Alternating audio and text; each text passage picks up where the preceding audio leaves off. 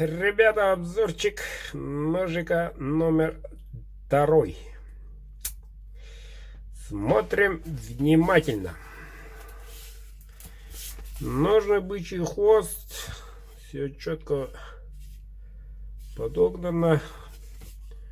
Треба ротика. Свободно. Вот такой красивейший капик. Рога чубуко, клеймо мастера, кованый дол, длина 15. Так, кончик острый, не грудастый. Прямой спуск. Едет город Москва, хозяин Евгений. Ну что ж, Евгений, ножик сделан по гарантии.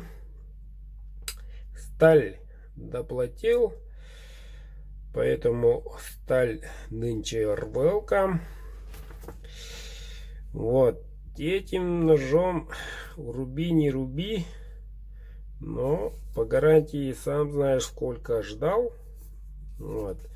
Надеюсь, в следующий раз будешь где поаккуратнее.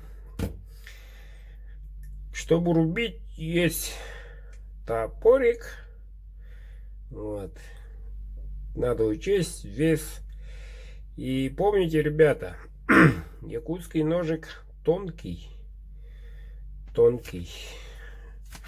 Особенно в этой части. Вот, поэтому он очень острый. А если независимо от любой стали, если она тонкая, как фольга, маленький удар все равно решит задачу. Да, повредит, конечно, независимо. Почему? Ну, тонкая, логично. Тем более односторонняя. Так что поаккуратнее. Итак, ребята, смотрели второй обзорчик. Сейчас предоставлю третий, но уже ножик для 20 числа.